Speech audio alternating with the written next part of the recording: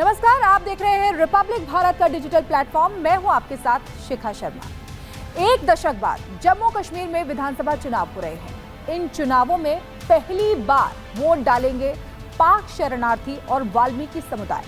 सदियों के संघर्ष और चुनौतियों के बाद लोग काफी उत्साहित भी हैं। वेस्ट पाकिस्तान रिफ्यूजी समुदाय के लोग 1947 यानी बंटवारे के बाद से जम्मू कश्मीर में बसे हुए हैं, लेकिन लंबे समय तक उन्हें नागरिक अधिकारों से वंचित रखा गया। ये लोग लोकसभा चुनावों में तो वोट डालते थे, लेकिन राज्य के विधानसभा और पंचायत चुनावों में मतदान करने का इनको अधिकार नहीं था।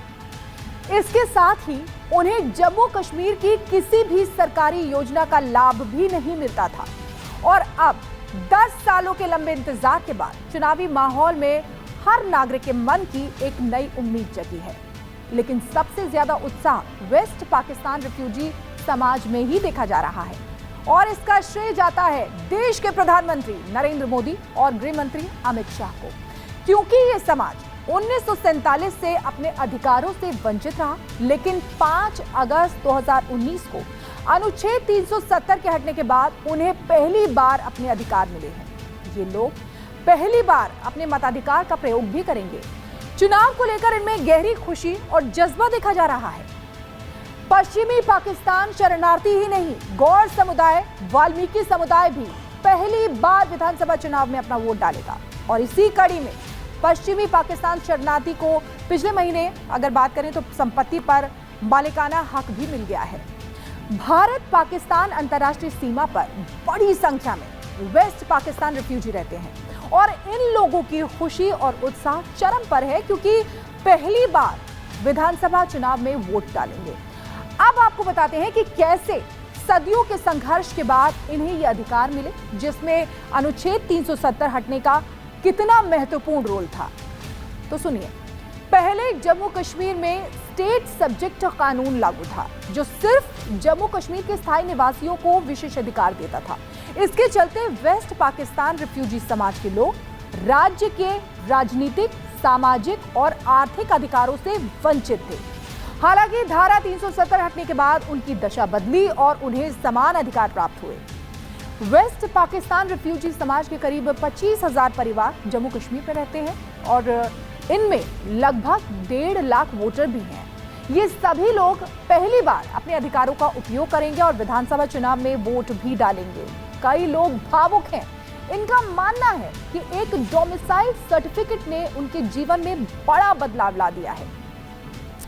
पहले उन्हें जम्मू कश्मीर की योजनाओं का लाभ नहीं मिलता था, लेकिन और ना ही वो अपनी जमीनों के मालिक माने जाते थे। लेकिन अब ये सारे अधिकार उनके पास हैं।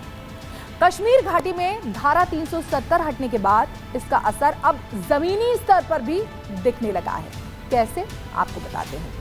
शरणार्थियों को जमीन का मालिकाना हक देने की प्रक्रिया शुरू हो चुकी है। जैसा कि आप जानते हैं, सरकारी आंकड़ों की माने तो साल 1947 के बाद करीब 5,400 परिवारों ने पाकिस्तान से जम्मू के सीमावर्ती क्षेत्रों में आकर शरण ली थी। ये पाकिस्तानी शरणार्थी परिवार जम्मू के कठुआ, सांबा और दूसरे जिलों और कस्बों में बस गए। बताया जाता है कि शरण लेने वालों में से ज्यादातर परिवार हिंदू और सिख थे।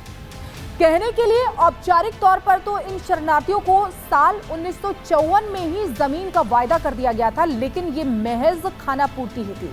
दरअसल धारा 370 को इस मामले में सबसे बड़ी रुकावट माना जाता था, और धारा 370 हट जाने के बाद इन परिवारों को जमीन के साथ साथ वोट डालने का भी अधिकार मिलने जा रहा है। पाकिस्तान से आए इन शरणार्थियों को साल 1954 में जम्मू, सांबा और कठुआ में 5,833 एकड़ जमीन भी दी गई थी। लेकिन 68 साल बीत जाने के बाद भी इन परिवारों को जमीन का मालिकाना हक नहीं मिला। अनुच्छेद 370 लागू होने के चलते इन लोगों को कभी भी जम्मू कश्मीर का नागरिक नहीं माना गया, क्योंकि अनुच्छेद 370 में बाहरी लोगों को न तो जमीन खरीदने का हक था और न ही सरकारी नौकरी करने का। वहीं अब धारा 370 के हट जाने के साथ ही इनके रास्ते का कांटा दूर हो गया है। देश के विभाजन के समय अगर बात करें तो पाकिस्तान से जम्मू कश्मीर आने वाले विस्थापित हिंदू भी विधानसभा चुनाव में मतदान के लिए बेहद उत्साहित हैं। क्यों, आपको बताते हैं। विस्थापन के 7 दशक बाद इनका अपनी सरकार चुनने के लिए वोट डालने का सपना सच होने जा रहा है और इन्होंने जम्मू कश्मीर के स्थायी निवासी होने का हक पाने के लिए 70 सालों तक संघर्ष किया और इस बार पहली बार वो भी विधानसभा चुनाव में मतदान करेंगे। साल 2019 में जम्मू कश्मीर से अनुच्छेद 370 के हटने के बाद पाकिस्तानी विस्थापित हिंदू जम्मू कश्मीर के स्थायी निवासी बन गए थे। इससे उनको विधानसभा में वोट डालने का अधिकार मिल गया। अनुच्छेद 370 की वजह से ये लोग जम्मू कश्मीर के स्थायी निवासी नहीं बन पाए थे, इसलिए इस अनुच्छेद के खत्म होने के बाद पाकिस्तान से आए हिंदुओं को भी सभी अधिकार मिलने लगे हैं। इनके लिए वोट डालने का हक मिलना उनके लिए किसी सपने के सच होने जैसा है। और इस समय जम्मू कश्मीर में पाकिस्तानी विस्थापित परिवारों की संख्या की अगर बात करें तो देखिए 20,000 से ज्यादा है और ऐसे में किसी प्रत्याशी की जीत हार में इनकी बहुत बड़ी भूमिका होगी।